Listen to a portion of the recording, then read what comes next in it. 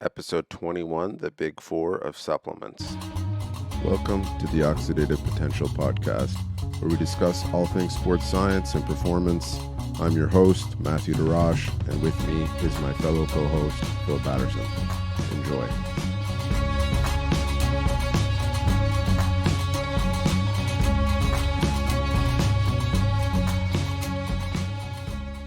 Today, we're going to hammer down and dig into some supplements and really kind of try and provide folks, what are the mainstays for supplements? What are the ones that we know work?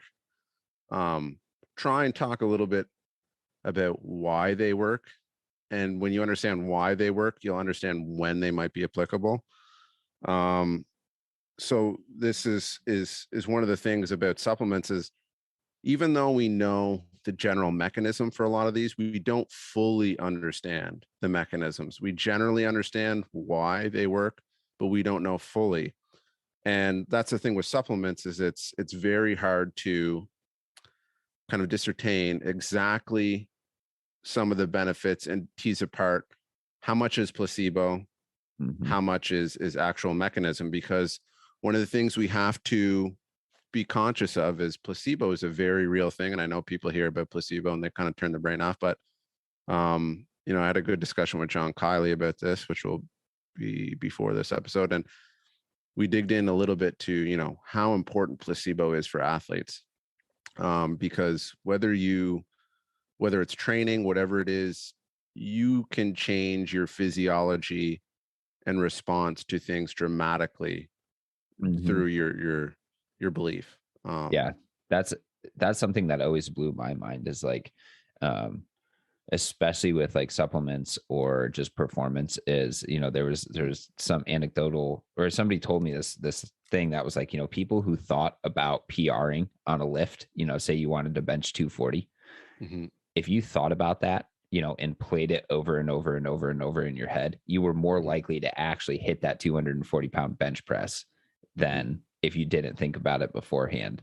So the power of the mind is definitely a big one. And, with supplements too, right? Like, I think a lot of papers, in order to truly kind of get into, is there a benefit of this, whatever it is, supplement, you have to have blinded placebo controlled trials and those sort of things, which sometimes is hard to do, especially in the supplement world. There's a lot of stuff out there that people are like, oh, evidence suggests blah, blah, blah, blah, blah. And then all the studies are in mice. Yeah. No, it's true. And so, today we're going to talk about the ones that have been out there for a long time, but people might not use them and might not have heard of the benefits to them. So we're going to dig into creatine. We're going to dig into caffeine. We're going to dig into nitrites. We're going to dig into sodium bicarbonate. And, from someone that's had experience with playing around with all these, I have found a dramatic increase in some of my markers through some of them, more so than others. But across the board, I found all of these to provide great benefit. So what we'll do now is I'll start off talking a little bit about creatine. And funnily enough, it's funny enough that creatine is now becoming this anti-aging drug, right? Not just because of the neurodegenerative uses for it. For example, like we know with Parkinson's, we know with Alzheimer's, Huntington's disease, ALS, there's huge benefit to creatine, right? Because we're starting to understand, there's a mitochondrial component to these diseases. There's an energy crisis going on. And if we can actually increase the energy production going on and increase the essentially function of the mitochondria, we could benefit greatly from this. And that's why creatine across the board with things like cardiovascular disease, just improving essentially one's ability to regulate blood glucose. There's tons of stuff out there with creatine. So I can't go on about creatine enough. And the one reason I'm a really big fan of creatine is it's the cheapest supplement ever. Yeah. Like pretty much outside of caffeine, like you can just go buy a literally bulk bag of creatine for like $20 for like, several pounds. There's not a lot of supplements out there. And you're taking 5 gram to 3 gram doses. That's why not? What's there to lose? Yeah. But we'll get into some of the things about creatine. So just to jump on to the explanation of potentially why increasing creatine is beneficial is, creatine provides kind of that first response for resynthesis of ATP in response to any sort of energetic need, right? You have your phosphocreatine pools, your glycolytic pools, and then your oxidative phosphorylation. So enhancing phosphocreatine pools above that of like normal physiology that's why it could potentially be so beneficial, because it just gives you a larger pool for very fast resynthesis of ATP upon any sort of bioenergetic stress. There's the mechanism for creatine is fairly well understood compared to some of the others, right? We know what's kind of going on down there. So we're going to get into this is called the International Society of Sports Nutrition. So these guys are the heavy hitters. If there's something to be said about supplements, these guys are the ones to probably be saying it. Like, plenty of people on this panel, like Bill Campbell, Louise Burke, some of the big names out there that have gone and done the research on this stuff and spent a long time around it. These are the people that are really digging into it. And if you go and read some of their papers and their stances, me and Phil were just talking about this before the podcast started. They're like, dozens of pages long. Like it's not a quick read. It's like you almost have a book with 300 to 500 citations. It's massive. So what I'm going to do is I'm going to kind of touch on the main points of where creatine is beneficial here and who is it beneficial for, some of the things to take consideration. So there's a lot of myths around creatine. It's going to cause problems with my kidneys. It's going to potentially have a lot of dangerous anabolic drugs inside of it, and all these things about supplements. But really, when it comes down to it, creatine's fairly safe, and there's actually not a lot of negative side effects to creatine. There can be some with hair loss, things like this. But it's quite a tolerable supplement. You don't see a lot of problems. There's a little bit of bloating that can happen sometimes, and extra water retention. But so right off the bat, it's fairly safe. Yeah, but I would also add to that, if you do, decided to start supplementing with creatine or something, it's always a good idea to try to get like, higher quality stuff like that's NSF certified, or like because that would be like safe for sport, and those are pretty rigorously tested. And if you do experience kind of like weird side effects, like losing your hair or something like that, just stop taking it. Like, and it essentially, things would go back to normal. So it's not like we'll use the ketogenic diet as an example. Like I've heard people go on the ketogenic diet and they're just like, oh man, I just have the keto flu and I've had it for 7 months and I just like need to push through it. It's like, no, just stop. Like your body isn't agreeing with it. And so maybe it's not the best thing for you. Same thing with creatine. Maybe you are one of those people who get adversely or, respond adversely to it. So stop if anything like that happens. No, that's a good point. Because I just stated like, these things aren't, because some people have the idea that all supplements are, injected with some type of, crazy steroids or hormones to, whatever. But the truth of it is a lot of these cheaply produced supplements are made in China out of these massive vats, and they don't clean them out properly. So some of these places are the same places where they're, making steroids and other types of performance enhancing drugs.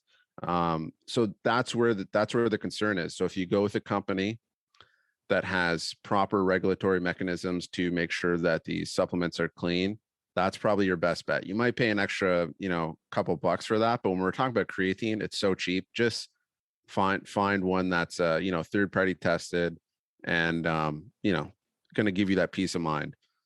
So where do we start? We know creatine is good for high intensity, right?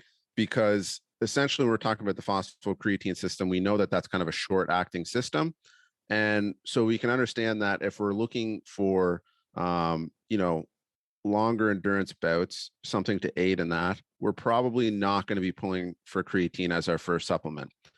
But if you're, for example, doing a lot of high intensity, let's just say you're doing a block of training of high intensity, this might be a consideration now. Okay, if you're doing high intensity 3 times a week, if you want to improve that quality of the high intensity work, creatine has been shown to improve the quality of that type of work and improve performance, right? And that's the same concept of why creatine works when we're talking about people in the gym looking for hypertrophy or strength, right?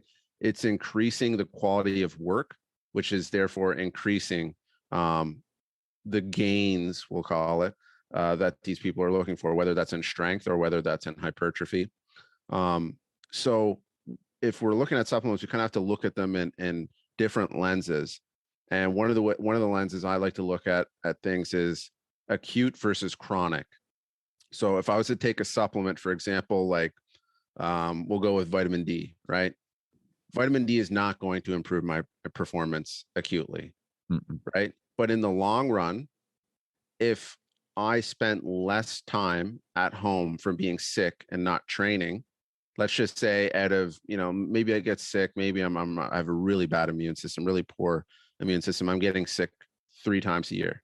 If I'm getting sick once a year over 3 times a year, that's going to be a performance benefit, right? So that's a chronic way of looking at improving performance, because if we're looking at the long term, there's many things that can aid in improving performance, and training volume is a big block of that. And if I can train more, then my performance is going to increase. So this is another thing to kind of look at when we're talking about creatine. If I'm doing several blocks of high intensity work for cycling, running, whatever it is, if I get more quality out of those, let's just say 3 blocks that I do out of a year in high intensity, I most likely will have a performance gain when all said and done come 365 days.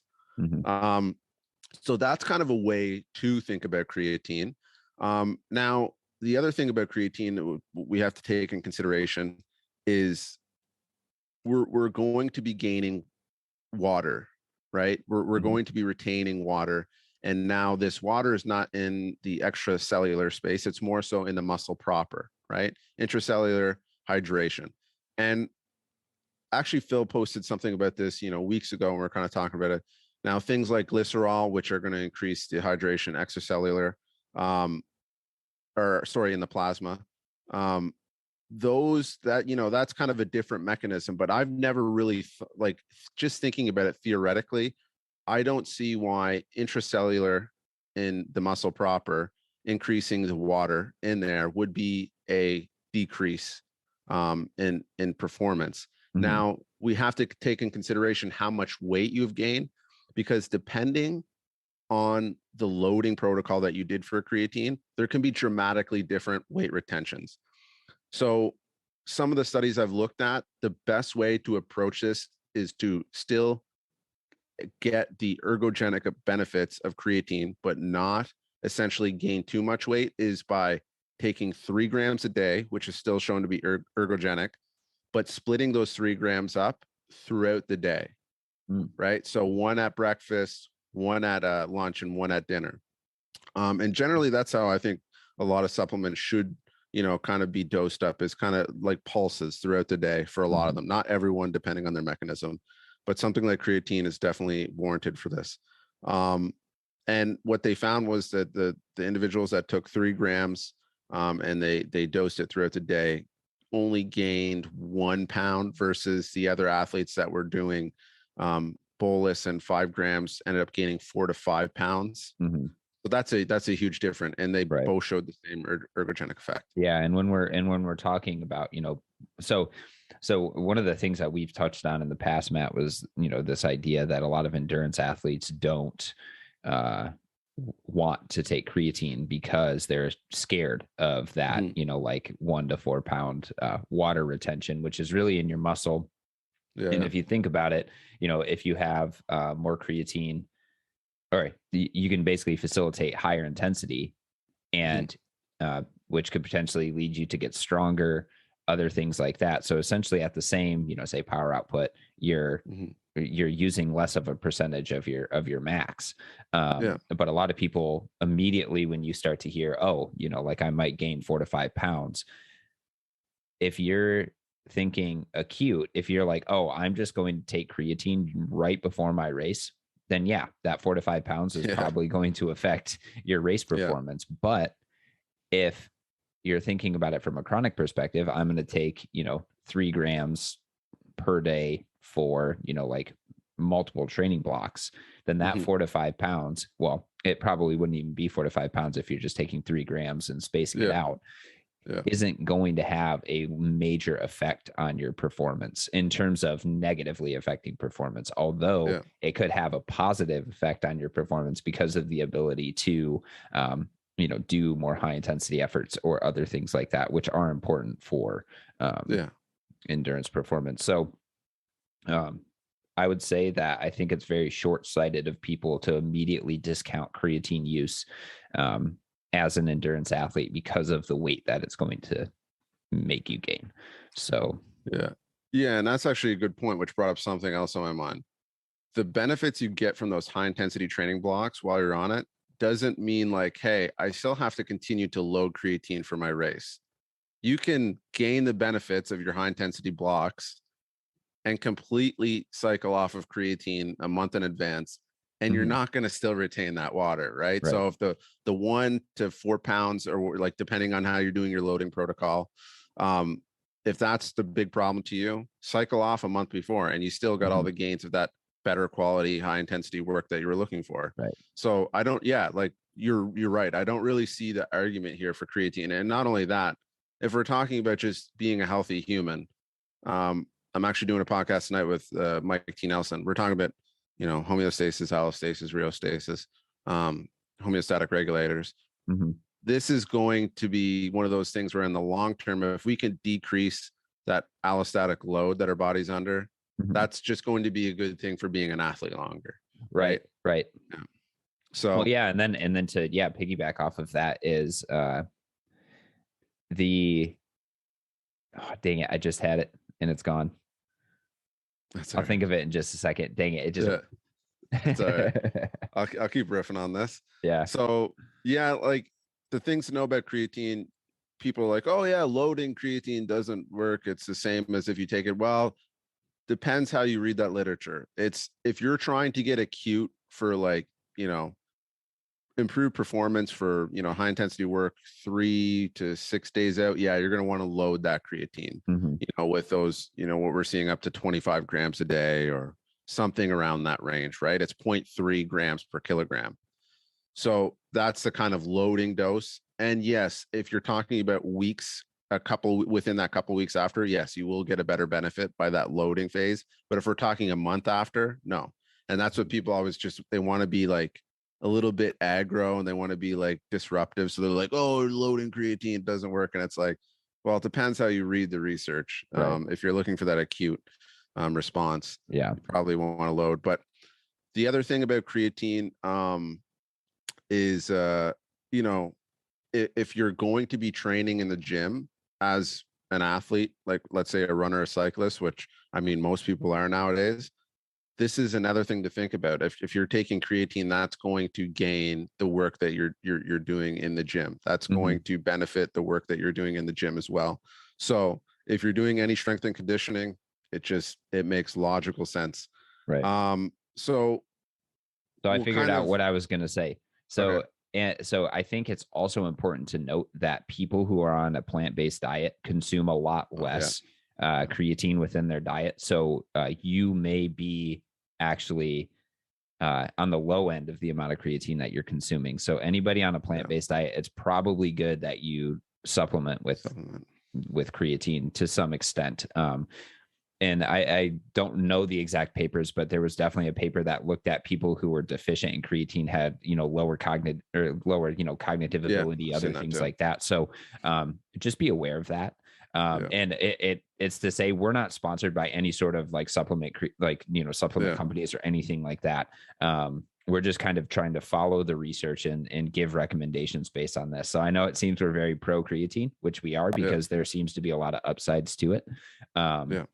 But yeah, that's coming basically, entirely from what the literature is actually saying. And creatine is one of the most highly researched supplements as well, just because it is so beneficial. Yeah, creatine and caffeine, I think, are the two probably most researched. So huge fan of creatine. We're like Phil said, just for an overall health and wellness perspective, it's huge. Right, whether we're talking about lipofuscins and some of these things that we're talking about in the beginning with longevity and improving mitochondrial function and energy supply, that's huge. So that just can't be I think overlooked. But we'll let Phil get into now the supplements that he's going to talk about, and then we'll kind of shift on this rotating. Yeah. So another one of the big supplements, that has been shown to be an ergogenic aid is caffeine. So we'll dive into caffeine, and all of these papers and stances that we found are freely available through the Journal of the International Society of Sports Nutrition. It's all open access stuff. So if you guys want to take a look at this, I highly recommend it. Because we're like you were saying, Matt, these papers are long, and there's a lot of cool information in it. So we're not going to be able to touch on all of it, but caffeine, going back to caffeine, is one of the world's most widely consumed psychoactive substances, right? Coffee, tea, we find it in energy drinks and all that sort of stuff now. And I'm actually over here just sipping on my coffee.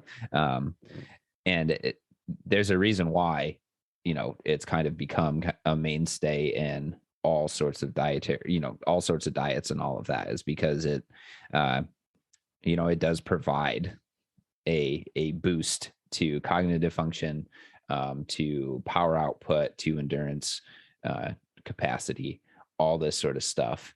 And one of the things that I think it needs to be highlighted is like, what's the actual like amount of caffeine that you should take in order to get the ergogenic effects. And generally speaking, it's like, so anywhere between probably like 3 and 6 milligrams is going to give you like the max benefits, and going over that is going to be isn't going to give you any extra benefit. 3 to 6 per kg, right? Sorry, milligrams per kilogram.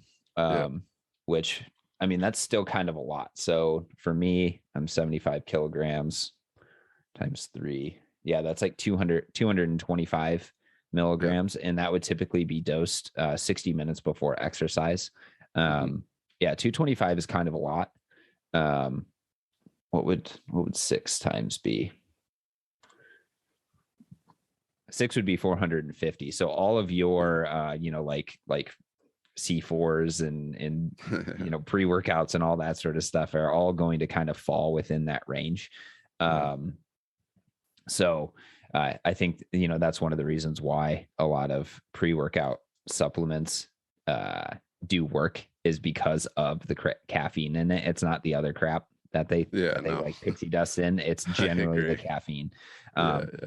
And caffeine is, again, like creatine, super, super cheap, right? You can make your own coffee, and, depending on how concentrated it is and those sort of things, you can get a lot of milligrams of caffeine within that. So when people come to me and they're like, hey, should I take this like pre-workout supplement or, pre-workout powder or whatever it is? I'm like, no, just drink coffee.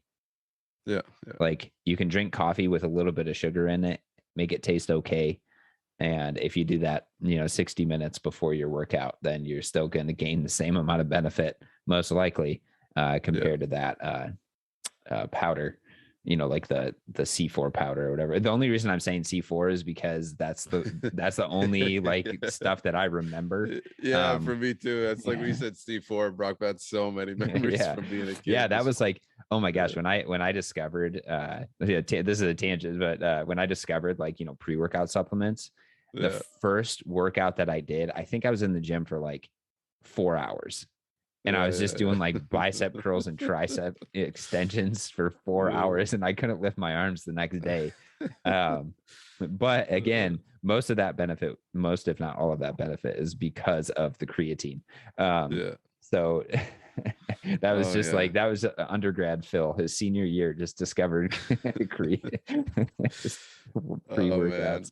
The good stories about like, oh, some of the stuff when I was a kid, man, I'd spend hundreds of dollars a month on supplements. Like Oh I'd go yeah. through it, yeah, everything. And it's funny looking back and seeing how many of them got taken off the market and like, Mhm. some of the stuff that was actually in some of those supplements. It's like, oh, Yeah. that's why. Dude, Um, at one point I was taking, some GNC like fat burner 9,000 sort of thing. yeah, Um, yeah. I don't even know what was in it because like, so for background for people, so I have an undergrad degree in mechanical engineering, which means I had no biology, biochemistry, anything like that during my undergrad days. And but I was still into like working out and getting fit and trying to do that sort of stuff. So I just like glom down to all the bro science. Anything that my buddies were telling me, hey, you should take this, you should try this, like that sort of stuff. Oh yeah, I was trying it, and I was, as a hard gainer, I was Yeah. like, okay, yeah, just everything. Let's take this like mass builder and let's like eat, like I was eating like Chipotle for every meal except breakfast, like all this stuff. So don't make the same mistakes we did. Yeah. Learn from our mistakes and read the literature, and then you can kind of tune in to Yeah. what it is. Um, yeah, it's so funny. I mean, like, everyone wants those quick and easy, like, what do I Easy need to take, gains. in order to get those easy gains. Yeah. um and something that I generally preach on my Instagram is consistency over everything. Yeah. And just like you were saying, it's like if you can maintain consistency, that bump in performance of one day, from taking like caffeine or something like Yeah. that, doesn't really matter over Yeah. 2, 3, 4, 5, 6 years. But if you're staying more consistent for those times, that's what really is going to accumulate the true gains Yeah. over time. Anyways, um, one of the things that they talk about in this paper are, first of all, the legality in sport. So I thought it was Mhm. interesting that at one point the World Anti-Doping Agency actually like had banned caffeine, Mhm. but then they kind of changed it to no urinary caffeine concentrations exceeding 12 milligrams per milliliter. Um, and in order to Mhm. actually get that high, you'd have to be consuming like 10 milligrams per kilogram of body weight, which is insane amount. Like Yeah. you'd probably have a panic attack Yeah. and heart palpitations if you were taking that much. Yeah. Uh, 800. yeah. Yeah.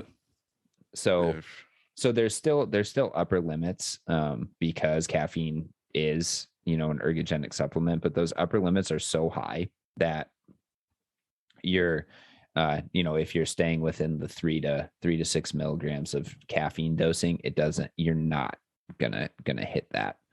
Yeah. um and then they started to get into kind of like the pharmacokinetics and in different types of caffeine and those sort of things. And it should be noted that there is a gene, so CYP1A2, Yeah. that differences in that gene in certain people make you a slow metabolizer, or are related to being a slow metabolizer or a fast metabolizer of Yeah. caffeine. And like, I'm always interested in this sort of stuff. Oh, what do I have? So on 23andMe, I do have some sort of allele change from an A to a Yeah. T. Yeah. But it's not related. Like, they don't talk about it in this paper, like the actual Yeah. gene or the single nucleotide polymorphism. So I don't really know how to decipher that on 23andMe. You might need something else to actually go in and look at, like I what can do it for you. Yeah, man, that would yeah. I got good software for that. Okay, sweet. Yeah, I'll that'd be cool. Because I think I'm a fairly slow metabolizer because I get a little anxious when I have too much caffeine. And if I drink any caffeine after like noon, like messes up sleep schedules and stuff like that. So, and I've just a quick side tangent. I've done this, like I do consulting for DNA, and this is probably like when we're talking about caffeine metabolism, I have not seen the case with people that hold this SNP for slow or fast metabolism that not be prevalent. Like it's not, it's the phenotype that they're showing. Like so it does actually relate pretty well. Oh yeah, like for sure. Like my partner, she can drink caffeine at 10 o'clock at night and 30 minutes later just plonked out on the bed. And I'm not saying that her sleep quality isn't, much poorer because of that, but she can literally just go to sleep. Like she'll take a coffee on her, like when she was working night shifts, she would drink a coffee on the way home and just zonk out. And I'm I'm the opposite, right? I'm definitely a slow metabolizer, and that's what's the case with my SMP too. So yeah, that's like my younger brother is the complete opposite of me. Like he's like, yeah, dude, I just took 300 milligrams of caffeine in this pre-workout supplement, went and worked out at 7 p.m., got done at 10, and it was asleep by 11, like just out. And I was like, must be nice. Yeah, and I always ask people too before I like when I'm doing the consultation, hey, do you find caffeine, like when we're getting into that specific part, and it's always bang on. But yeah, anyways, we'll let you get back. Yeah, no, it's all super interesting, and it doesn't seem that the type of caffeine that you're actually intaking really matters in terms of the amount that's getting into your blood system and those sort of things. There might be like slightly faster caffeine absorption if you're doing like chewing gum or something like that, because the inside of your mouth is extremely capillary dense and actually can absorb some things. But other than that, it doesn't really matter. And I know, coffee can be a little bit of a touchy subject with people. You either like it or you hate it. But again, I would recommend, probably coffee over really anything else. Unless you like, or tea, just like something like coffee or tea would probably be the best, as opposed to, like energy drinks and other things that I typically stay away from those. Let's talk about mechanisms of action. So here we go. So a lot of people have been trying to figure out like, oh, why is caffeine so potent, and why does it do what it does? And a lot of people, or it's widely accepted kind of, that the main mechanism of action is on the central nervous system, where you release, more epinephrine, norepinephrine, those sort of things. So it's a stimulant, right? Like that's, and it's stimulating the release of, your fight or flight hormones. It was thought that this ergogenic effect was driven by an enhanced free fatty acid release and oxidation. But that's a little bit up for debate, at least according to this paper. So they say the substrate availability hypothesis was challenged and eventually dismissed, where after several performance studies, it became clear that the increased levels of free fatty acids appeared to be higher earlier in exercise, when increased demand for fuel via fat oxidation would be expected. So it doesn't seem like there's an extra added benefit to releasing more fatty acids. However, there is other evidence to suggest that there is increased myofibrillar calcium availability with caffeine consumption. So somehow caffeine is interacting with portions of your skeletal muscle that is allowing for more calcium to be released into the sarcoplasm.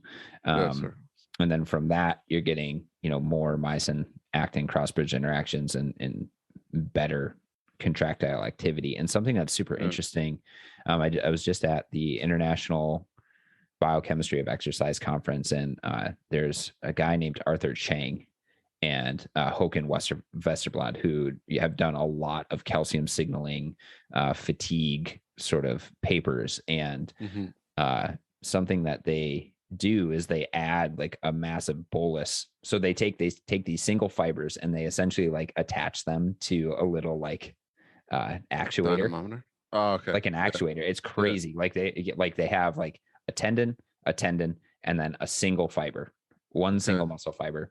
And then basically they can measure contractile strength because they have one that's fixed and then another one that's, pulling it. Yeah. And they can measure fatigue because of the force drop off. And when you take that fiber and have it be fatigued, and then you just dump a buttload of caffeine onto it, they see a massive rise in calcium flux, and then that force is rescued. So you would see like, force going this way and then, dropping until pretty much it's like the fiber is not producing hardly any force. You drop a bunch of caffeine on it, and then you see just a massive increase almost back to regular levels. Yeah. And this is comes along with a very large amount of calcium release. And then eventually though, like, it's very short lived. So it's kind of like a last ditch effort because it goes back up and then it almost immediately plummets back because, you're essentially messing up the entire system. So that might be one of the mechanisms of action for it. And one of the recommendations that they actually have in this is to take caffeine in the latter parts of long endurance events to increase that calcium release and those sort of things. And that's kind of, from an Ironman perspective, that's kind of like what's recommended anyways, is you get to the run in the Ironman after 7 to 8 hours of work, and then you just start chugging flat Coca-Cola because of the caffeine and the sugar that's in it. And so that was one of their recommendations. Like if you're doing longer endurance activities, don't start with or you could start with caffeine, but try to push that out a little bit towards the end of it. I got a good story on this. It was my first ultra marathon, and I think it was 100K, but I can't remember. There was this specific point where I think it was in the first lap. No, it was the beginning of the second lap. And I'm like, okay, I'm going to have my first dose of caffeine. This should be good enough, right? Give me about a good 4 to 6 hours, maybe. And I literally, whenever I took it, I must have passed, I want to say 20 people. I passed about 20 people. Yeah. And I literally, and we'll probably get into this with the mechanism is feeling of our perceived exertion, right? But I was literally flying so high. I was like, the feeling I'm feeling right now, I'm in existential bliss. And I wasn't really connecting the feeling to the fact that I had just taken caffeine. I was just thinking I was going through a regular high spot because I've done long duration efforts before and you have the highs and lows. Right. And I wasn't really connecting it to the caffeine. Then pan 2 hours later, literally not only those 20 people passed me again, probably another 10 people on top of that continued to smoke through me. And I spent the rest of the race just hobbling. I was just absolutely destroyed. Yeah. So timing of caffeine, like Phil was saying there, is I think a very underrated aspect of dosing it. But I've heard so many stories of that. Yeah, because you don't want to over, like dose it too high, right? Because you want that kind of like consistent, and hitting, just like a massive influx in caffeine could, then lead to some sort of issue with accelerated calcium homeostasis, like disbalance in calcium homeostasis. So now what they're saying is that there's a focus, or the focus has shifted to the action of caffeine during exercise within both the central and peripheral nervous system, which could alter things like rate of perceived exertion, reductions in muscle pain, like you're talking about, and then possibly the skeletal muscles' ability to generate force. And it should be noted that those experiments with Chang and Westerblad are they add super physiologic dose of caffeine. So that rapid increase and then rapid fall off Yeah. is probably something to do with just how much caffeine was actually added. And then just to dig in, I guess even a little bit more, they're still trying to figure out what the actual mechanism of action is, and I didn't get through the entire mechanism. I believe a lot of it's just adenosine blocking, right? Like they actually haven't identified the actual neurons that are being aroused through caffeine, from my understanding anyways. It was just due to blocking adenosine A2A receptors, which is essentially what you need to when you get tired. That's essentially what you're those since it's an antagonist of adenosine receptors, so basically it preferentially binds to these A1 and A2 in your central nervous system and peripheral nervous system and blocks the ability for adenosine to bind. Something that I've just been interested in is like, so we have ATP, right? Adenosine triphosphate, and they're saying adenosine binding. So eventually, does some of that ATP get entirely, all those phosphate groups get entirely cleaved off, and then that's what's kind of regulating fatigue in the central nervous system? Or is it, where's that adenosine coming from? Yeah, it's coming from the cleaving of ATP. When you get the ADP and A or adenosine monophosphate, right? Like, that's where it's coming from my understanding, anyways. Okay. It's been a long time since I read that stuff, so don't quote me on that, folks. Yeah. Also, don't quote me on that. I'm a skeletal muscle biologist, so that's just speculation. But if you do have, if you do have any insights to that, please let us know, because this is why we talk about this, because it's super interesting to us, and we're just trying to learn more. But yeah, so they say that the decreases in binding of adenosine leads to changes in neurotransmitters like serotonin, dopamine, acetylcholine, norepinephrine, and glutamate. So somehow this interaction is changing the concentrations, blocking the reabsorption potentially of these different neurotransmitters. So you have more of it, which is really interesting. That was something. So we were I wasn't on the study, but during my master's degree, there was another master's student who worked in a similar lab as me, who was looking at differences to heat tolerance. So basically, we would induce hemorrhagic shock. So like with so when people, like military or other things, like, say you get like a leg amputated or something like that. You only have a certain amount of time that your body can actually protect your mean arterial pressure before you go into shock. So we have this little box that we can put around people at their waist, and then we put negative pressure in it, and we can pool venous blood in the legs and simulate hemorrhagic challenge. And then that's basically insane. See how mean arterial pressure drops off. And she was looking at, does acute caffeine ingestion affect that? Because let's be honest, like, a lot of military personnel, firefighters, police officers, those sort of people who could potentially be in at a higher risk of having a hemorrhagic challenge, most of them are going to be consuming caffeine to some extent. And most of the research out there is like, no, you can't do any caffeine, which is like not applicable whatsoever. Like, there's like, my girlfriend doesn't drink or hardly, consumes any caffeine. And she's the only person I think I know that actually doesn't. So what she found was basically that caffeine doesn't negatively affect, your ability to tolerate a hemorrhagic challenge. But it was like one of the few studies that was kind of out there. And it was especially prevalent in habitual caffeine users.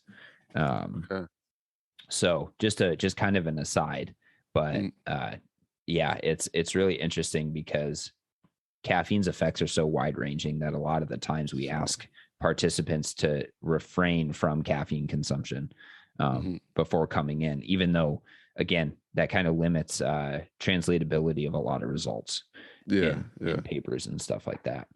All right. So we've kind of been talking about caffeine for a long time, but let's just talk very briefly about endurance performance and changes to this. So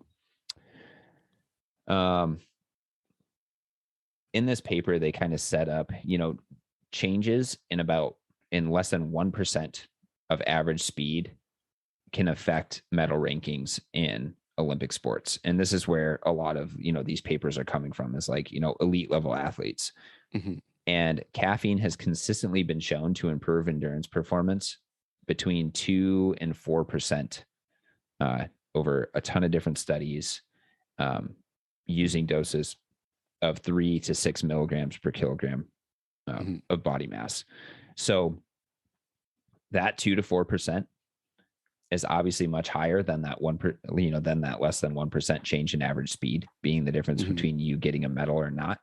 So for most elite level athletes, and they have, some sort of data, and I can't remember where it actually is, but most, if not all, endurance athletes consume caffeine on a regular basis, just because it works and it has the ability to increase your endurance performance. And another thing to add too on this caffeine is the same thing with cycling. People went into this phase of, refraining from caffeine for like a month before the competition to introduce it right before. It looks like that actually doesn't show a huge benefit, if any. Yeah, like from the research that I read on that, and that's fairly flat. It's not like I'm interpreting it the way I want it to be disruptive or anything, but it looks like just continuously ingesting caffeine as regular is just as adequate as refraining from it and reintroducing it. Yeah, because there's probably, kind of that acute effect, so if you say, for instance, like you get to your race or whatever it is, and then you dose with that 3 to 6 milligrams of caffeine per kilogram, you're still going to see that benefit. And that's like that would be kind of on top of your baseline, I would say. Like you wake up, drink your coffee in the morning, and then, when it's time to actually, supplement with that caffeine, then you up that dose, and then you should still see the benefits of performance. But yeah, I've seen the same thing. And I've always wondered, like, if you're refraining from caffeine, like whenever I go off of it, it takes me at least a week to reestablish, kind of like no headaches, like not being groggy, like other things like that. It's like, how is that actually affecting your ability to recover, your sleep quality, your training, other things like that? It almost ruined my partner's life. Like she tried to quit caffeine and she was a mess for a month. She's like, never again. Like that was scary. She's like, literally like anyways. Yeah, no, I go on these kicks because, as like a potentially slow metabolizer, you're at a higher risk for issues like heart attack and other things like that, higher level of anxiety. And I'm blood in a pressure. high stress situation with doing my PhD right now. So I'm like, I don't need more anxiety.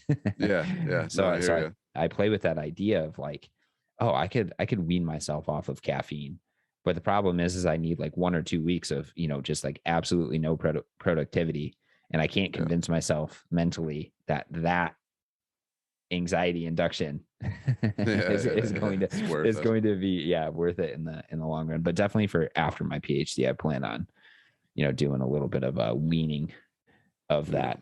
All right, so last thing we'll touch on is just changes in peak power output with caffeine consumption. So not only does caffeine seem to help with endurance performance 2 to 4%, it also can help to increase peak power output, even though it's a little bit less cut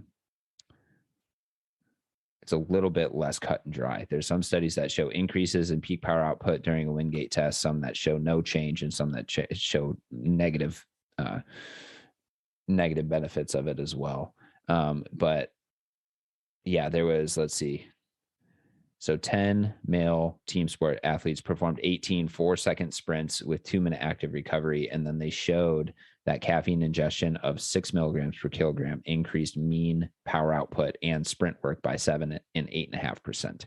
And again, this is probably related to rate of, perceived exertion being lower and calcium release being higher, resulting in, better contractile activity. So again, it really just seems, I think, like the overall The overall thing is that, it seems like caffeine supplementation of 3 to 6 milligrams per kilogram is beneficial for all variety of sports. Yeah.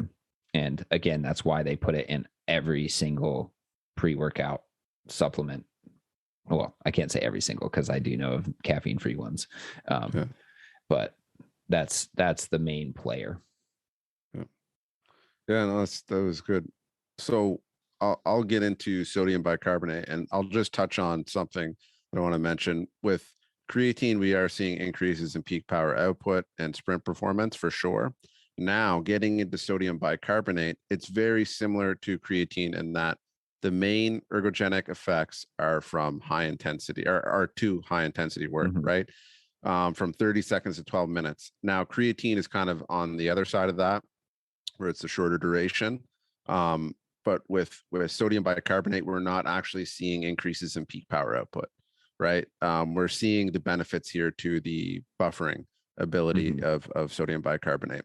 So let's start with, what is a dose? So anywhere from 0.2 to 0.5 grams per kilogram. So that's roughly in the range of 25 grams, I think, on the large side for some people. Now, with sodium bicarbonate, the big problem about this would probably be one of the, mainstay supplements out there for everyone to take if it didn't cause some of the side effects that it can cause for certain people.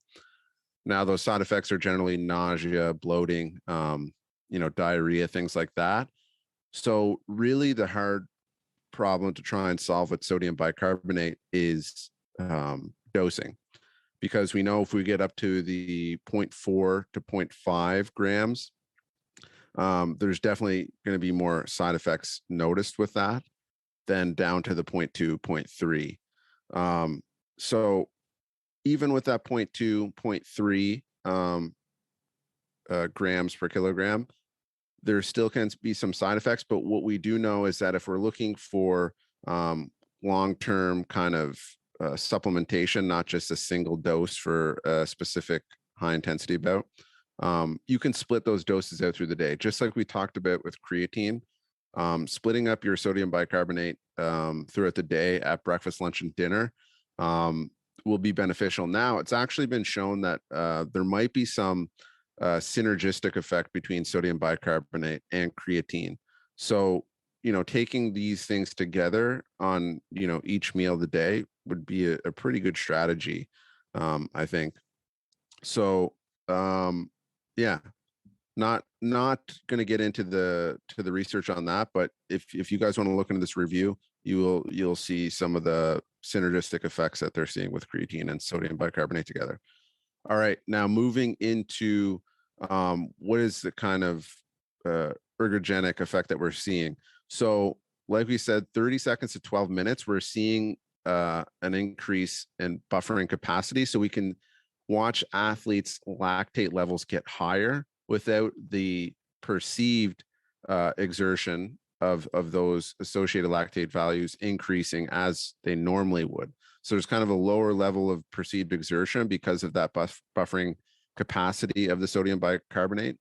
And also just because of that, so essentially the hydrogen ion, which is creating the acidity that most people were accusing lactate of, this is what the bicarbonate is kind of buffering, right? So when we're seeing that benefit, or you hear about the benefit, it's that extracellular buffering that we're seeing, because we know, like we said, 30 seconds to 12 minutes, that's no longer creatine. This is mostly glycolysis, and if you're in that range where you're maximally outputting effort, you're most likely going to be relying off glycolysis to a large majority of that. So if we can decrease that, effect of the hydrogen ion and its acidic effects, which is kind of going to decrease muscle contraction, then we're going to improve muscle contraction and improve power output for longer. Right. So this is the whole kind of mechanisms, and we know that the hydrogen ions has the inhibitory effects on the glycolytic enzymes. Like in this, you'll be able to read about this here, and depressing the calcium sensitivity and things like that. Cross bridging cycling, which it also talks about in this paper. And so realistically, I'm a huge fan of sodium bicarbonate. I'm a long game on this one, and just because of some of the research that I've seen David Bishop come out with and talk about, I think there's a lot of things to sodium bicarbonate that we're not really taking in consideration, especially when it comes to the mitochondria. So what David Bishop has kind of put forth was this, kind of conundrum he came into when some coach talked about, lactic acid isn't good for the mitochondria. And he kind of laughed at it at first, but then he went and tried to investigate that whole statement that she had made, and she kind of made it offhand. And he started to see, oh wow, there might actually be something to that. There might actually be something to the mitochondria, and its ability to produce energy in an acidic environment, essentially extracellular. Like there's something to that. So what he's kind of putting forth is there may be a benefit for athletes that are doing these longer duration efforts with sodium bicarbonate to decrease the acidity in the environment, and that will actually improve mitochondrial biogenesis, improve mitochondrial function. Which, if you look into the papers, it's really hard to discern that because a lot of it's just mRNA, and it's not a direct link, but there is something there, I think. And I do think there, just like creatine is now coming back as this longevity drug, and David Sinclair, all these people are talking about creatine. Everyone's talking about creatine now. And it's not even the neurocognitive effects. It's like actual mitochondrial effects. And like we talked about, yeah. I was gonna say, I wonder if so right. Most of the buffering that we see from, or the buffering benefit we see from sodium bicarbonate is within the blood, with carbonic anhydrase. But there's also carbonic anhydrase within the skeletal muscle itself. So it makes sense that there's some level of sodium bicarbonate within the skeletal muscle. I don't know about within the actual mitochondria itself, but all of those like hydrogen gradients and everything that's happening need to be so exquisitely maintained in order to have like the highest functioning mitochondria possible. That if you are essentially alleviating some of that, if you're alleviating some of that potential metabolic acidosis that's occurring with higher intensity exercise and other things like that, maybe you're not creating as much damage or inhibition or other things like that. And it's a fine line, right? Like we see with vitamin or antioxidant supplementation, right? If you take too much of it, you blunt the response to exercise. But at the same time, if you can work harder for longer, are you going to? It's like, what's that balance between buffering too much and being able to exercise at higher intensities? And again, this comes back to consistency a little bit too, right? Is like, if you can stay consistent, because that's because you have a larger buffering capacity and it's a little bit less of a stress on the cell when you're doing high intensity stuff, then if you're staying consistent for longer, just getting those that 1%, eventually that's going to overcome all of these kind of like acute decreases in potential response that you have from better buffering system. No, I totally agree with that statement there. Like and that's one of the reasons why I actually don't take the amount of, this is my personal opinion, I don't actually take the 0.3 to, which is 0.3 is considered like the dose to take. I don't take that much. I take 0.1. And that is through my kind of guesses as where, if we're this is a big thing. I'll save that for another conversation. But yes, I do believe that if you're going to inherently change the mechanism not change the mechanism, but increase the capacity or decrease the capacity of certain things within the cell to a large degree, there's probably downstream mechanisms that are going to come back and bite you in the butt in some way. Like there's always the rule I always think about is there's no free biological lunch. Mm-hmm. So I think these, like, I'm always a microdoser of pretty much everything. So with creatine, it's 3 grams a day. I'm on the lower side. With sodium bicarbonate, I'm 0.1. There's no benefit to that in the research. But I think for these longer duration efforts, if you're just slightly manipulating that acidic environment, I think there's benefit to that in the long run. Yeah, anyways, and yeah, that was kind of the thing with biogenesis and stuff like that. I think that's what he was getting at, was these long-term effects of sodium bicarbonate. And not all the research has been done on this, obviously. So Right. yeah, so sodium bicarbonate going to improve high intensity output from 3 to 12 minutes, whether that's cycling, combat sports, running, kayaking, cycling, anything in that 3 to 12 minute range. Mm-hmm. Or, for example, if you're doing a 3-hour race with sprinting involved, yeah, sodium bicarbonate is probably going to benefit you in that as well.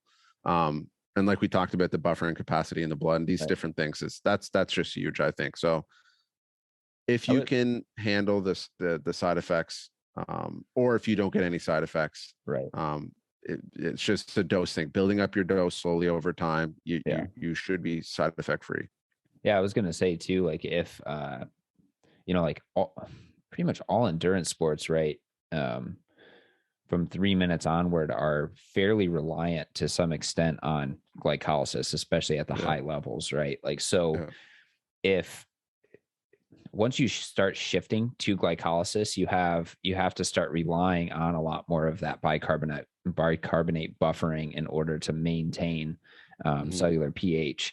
So I would say, like, and obviously the research only goes up to 12 minutes here, but I would say anything where you are primarily or where you're relying pretty heavily on glycolysis, as long as you're getting enough nutrition in, yeah, it would be beneficial, just because it is probably less of a stress, but yeah, right, especially during performance days, right? During training yeah, days, maybe we want to maximize the amount of stress, but during yeah. performance days, reducing that amount of stress could be beneficial. And there's a study that's been circulating around my Instagram feed that's like, oh, glucose ingestion, right? Or I guess just carbohydrate ingestion in general, where people are like, well, the current recommendation is like between 60 and 90 milligrams, or grams, sorry, per hour.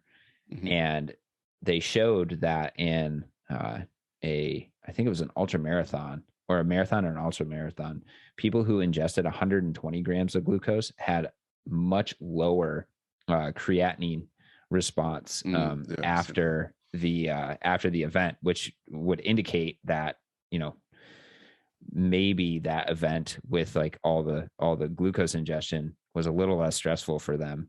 And yeah, I wonder if that's similar with bicarbonate yeah. ingestion as well. So just things to think about, because I mean, I know for myself that I probably should have built up more carbohydrate ingestion during my Ironman, because it took me months to actually recover from that Ironman and stuff like that. So on the day of race performance, making things as easy on your body as possible, by providing, enough nutrients, maybe supplementation, other things like that, is probably going to be beneficial in the short term, Yeah, for things. yeah. So I'm good on bicarbonate there. If Oh, you want one to get question I into, had for you is, so I was under the impression that bicarbonate was not legal in terms of ingestion for sport. Do they no, it address? is. It is. Okay. Yeah, yeah. It 100% is. Okay. Yeah, and there is different forms of bicarbonate that they've come out with now. I can't remember. It's pep. I can't remember. There's a one that they use medically that's generally much more tolerable. Mm-hmm. And then there's these new modified bicarbonates that they're coming out with that show zero side effects at all. So I would be hanging your hat on bicarbonate, showing some, you know, different applications in the future once they become more tolerable and they can do maybe higher loading, whatever it is. Different portions of the race. Maybe it's ultra marathons, but yeah. What it's coming down to right now is what you need to have for like a ultra endurance race is coffee. So you need to have like your thing of coffee, and then you need to put bicarbonate in it, and then you also need to put like a lot of glucose in it. So 120 grams. That tastes so bad. It's bad enough. Bubbly sugar coffee. Yeah. But if you want peak performance, that's what you would need. Yeah. I say that jokingly, but there's definitely people who like, bodybuilders and stuff. I think Stan Efferding at one point, I was listening to him and he was talking about, you need something with, multiple types of glucose in it, caffeine in it, and, some level of like salt. Is like Celtic sea salts or something like that. So how I took that was, okay, I'm going to have my Gatorade powder and I'm going to make it like, kind of concentrated. And then where was I getting the caffeine from? I was getting caffeine from somewhere. And then I was putting the sodium and all that sort of stuff, because all of these synergistically results in more uptake of everything, intra workout.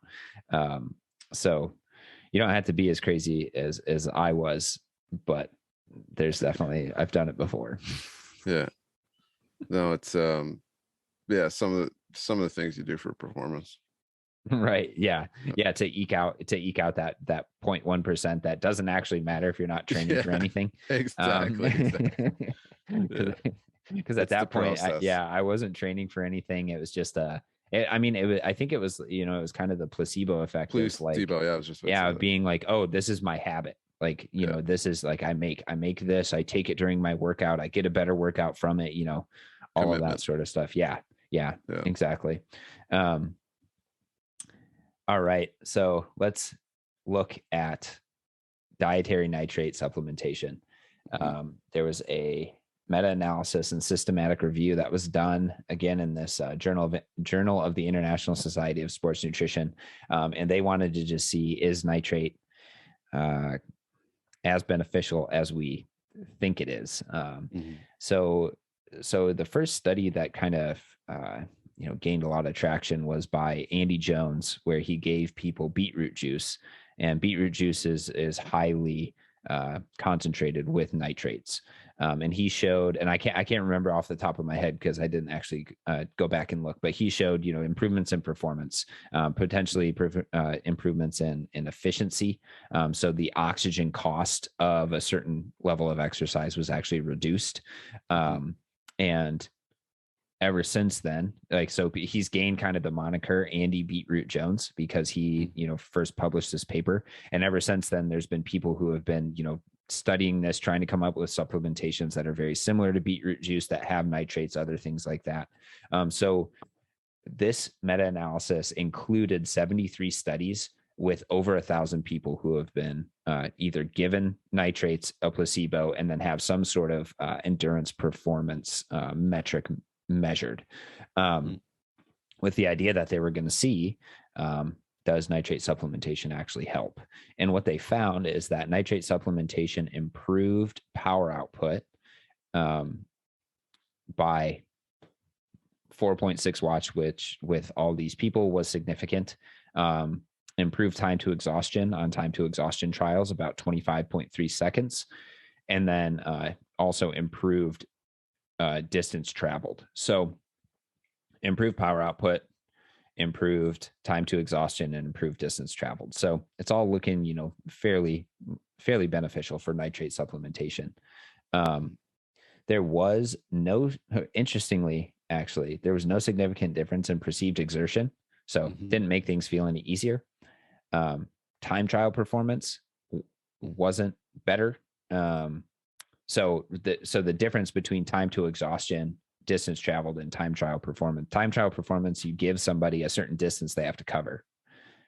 Time to exhaustion, you say you're going to ride at this amount of watts for as long as you can.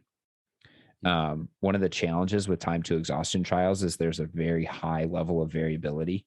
based on a participant's motivation, based on, like a lot of different factors go into it. So it's generally, at least from researchers that I've talked to, they do not recommend using time to exhaustion trials just because they are highly variable. It's like the 30%, right? Like it's insane. It's insane. The coefficient of variation, is so much higher than time trial stuff. So with that, right, it's kind of the critical power model is a little flawed from that perspective, because you're expected to do a lot of time to exhaustion. Anyways, we can talk about that actually like a little bit later, but it was interesting, right? Time to exhaustion did increase, but that could just be an effect of pre and post time to exhaustion. Maybe they're better at it. That could also be within that 20 to 30% coefficient of variation that we see for those. But there was no change in time trial performance or work done. And I don't know where they're measuring that work done from. And then finally, they did show that nitrate supplementation did decrease VO2. And I think that was for constant workload activity. But it was like 0.04 liters per minute. So it was pretty low. Pretty low. They didn't report any effect sizes or anything, which would be nice to look at, because when you have 1,000 participants, you can have pretty small changes and then they be significant just because of the way stats works. So overall, they're saying, this is their conclusion, is the available evidence suggests that dietary nitrate supplementation does benefit performance related outcomes. But I would say it's kind of mixed and small at best. That's not to be said. Evan Picon is a huge believer in nitrate supplementation, and in his way of thinking about nitrates and other things like that is really interesting. Listen to him on Sean Seal's Upside Strength, and Evan has some really, really interesting takes on a lot of different physiological mechanisms and those sort of things. And he's really a great mind in terms of pushing the field forward. I really enjoy listening to him talk, and super smart guy. But in terms of we'll assume, that nitrate might work. And again, eking out, like a fraction of a percent for better performance could be the difference between you podium or being on a podium and, being 100th place if you're, a high level athlete. So it could have its benefits for most people as long as you're eating, adequate amounts of greens and not using a lot of Listerine. You're probably gaining a lot of the benefit of nitrates anyways. Another point just on that Listerine, that shit is so bad for your mouth. It's so bad for your microbiome. I hope I'm not ruffling any feathers here. Some people use mouthwash every day, but your oral microbiome is so sensitive, and to go and just dump a bunch of alcohol in there, and anyways, every day if you talk to anyways, but so where we're coming from here is that there's been studies to suggest that if you have an enzyme or bacteria within your mouth that actually convert the substances that contain nitrate, those sort of things within your mouth, and you start the conversion process when you first consume, things that are rich in nitrate. So beetroot juice, kale, other like leafy greens, those sort of things. Spinach. Spinach. If you use a lot of Listerine, you actually kill the bacteria that convert that. So you lose the beneficial effect. And one of the benefits of ingesting nitrates is a reduction in high blood pressure, or like blood pressure. So from a health perspective, it's beneficial for your blood pressure. However, those blood pressure benefits get abolished if you use Listerine beforehand. So if you are somebody, or if you know somebody that has, high blood pressure, is like struggling with that, and they use Listerine, tell them that it might and we say Listerine just because that's like, like the mouthwash, the popular mouthwash, but any mouthwash. Yeah, any mouthwash. So from that perspective, if you do know somebody who uses Listerine a lot, wants to have a clean mouth, all that sort of stuff, tell them maybe back off, because it might be the difference between them having high blood pressure and normal blood pressure. Yeah. So Get out in the sun too. Sunshine reduces blood pressure, UVA. Anyways, yeah. Sorry. Nitric oxide. Yeah. Who would have thought this was a health podcast? Yeah. But yeah, so it's really interesting, like the way that nitrate is thought to work is that you consume it, it gets broken down. They say oral nitrate reductase. Then there's another one called xanthine oxidative reductase, which reduces it to nitrite. And then there's deoxyhemoglobin, further reduces that to nitric oxide. I believe it reduces it. And then from there, you have changes in blood flow, because nitric oxide is a mediator of vasodilation. So during exercise and those sort of things, you can get vasodilation. They say that you can get increased glucose delivery. There's mitochondrial adaptations that occur with that. And then myocellular calcium. So again, helping to facilitate calcium release in a similar vein to caffeine, but this time it's a little bit more tighter regulated. And I think we're still trying to figure out the mechanism of action, because people were suggesting that ingestion of nitrate results in lower oxygen consumption because you have more nitric oxide floating around. And something that I was thinking about this morning is maybe the reduction potential of nitric oxide is high enough that it can accept electrons or accept electrons from the electron transfer system, allow for ATP to be resynthesized without actually using oxygen. So that was a little hypothesis that I had, because oxygen is it's got such a high reduction potential that it wants to accept electrons. That's why it's beneficial for that last electron acceptor in the electron transfer system.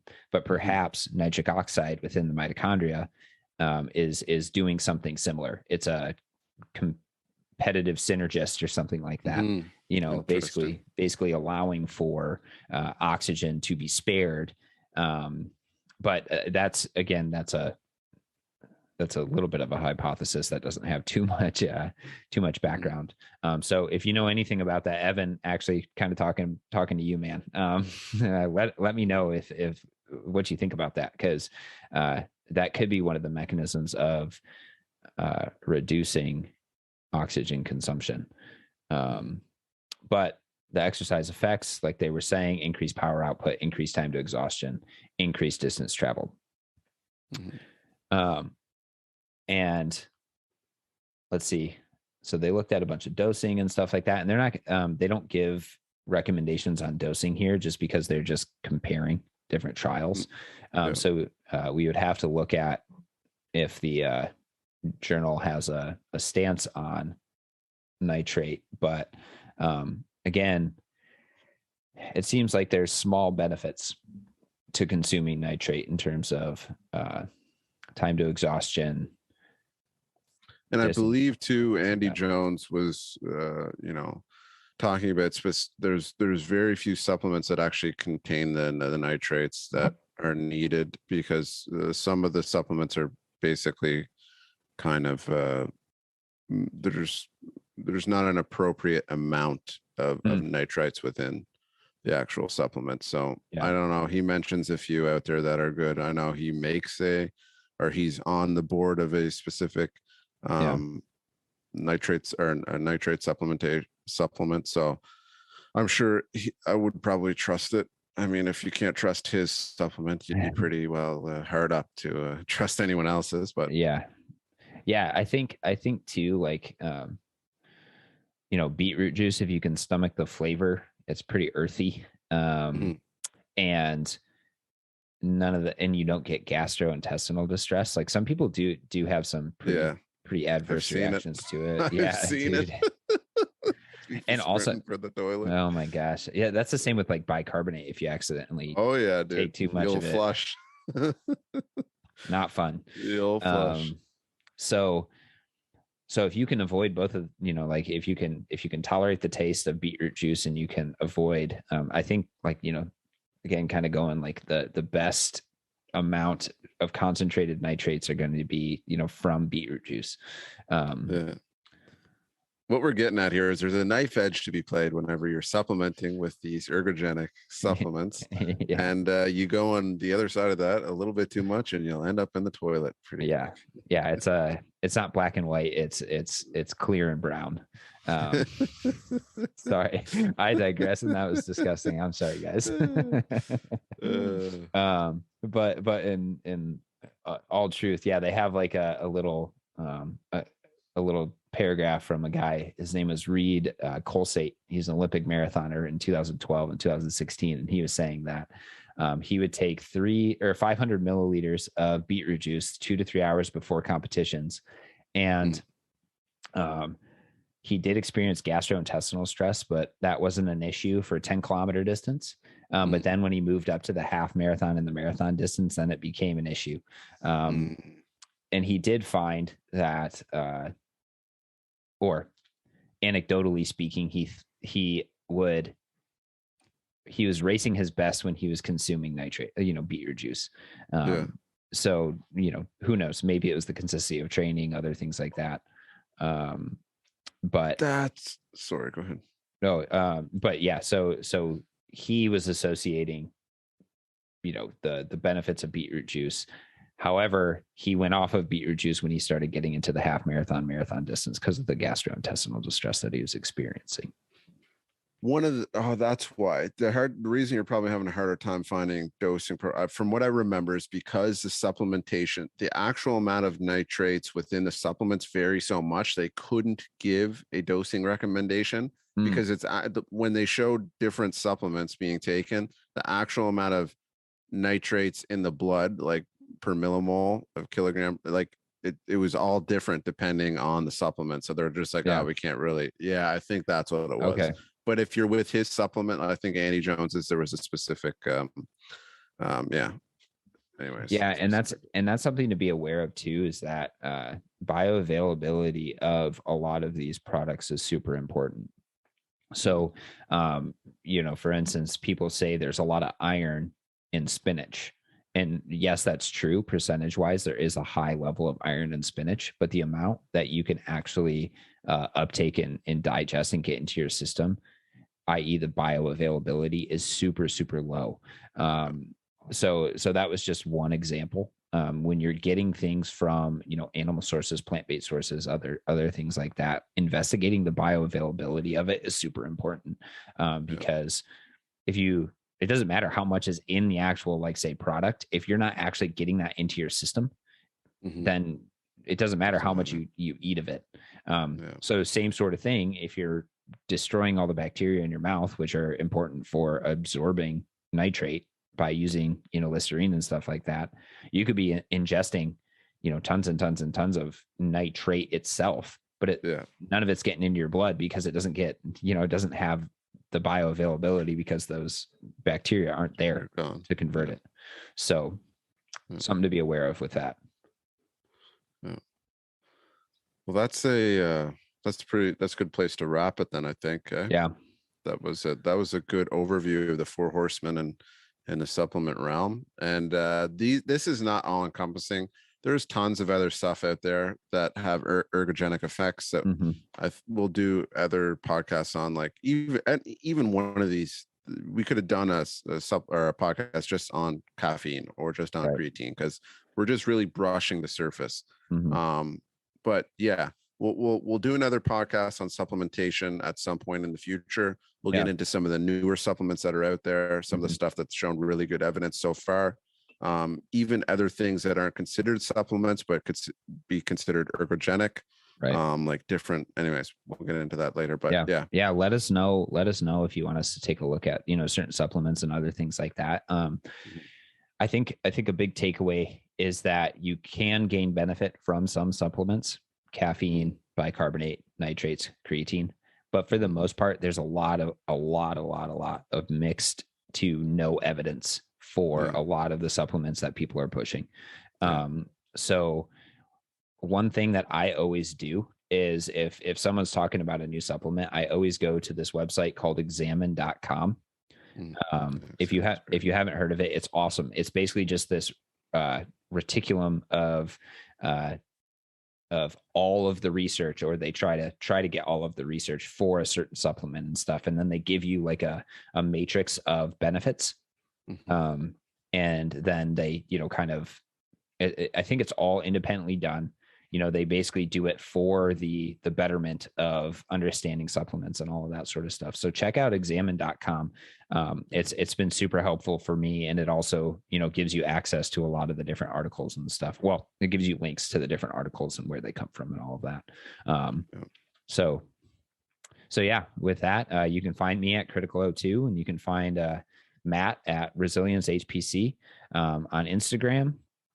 Drop us questions there. We're always, looking for more stuff to talk about, and we incorporate a lot of our social media activity in terms of like, conversations and all of that. Oh, and another good post that was just released actually on supplements was through WAD Science.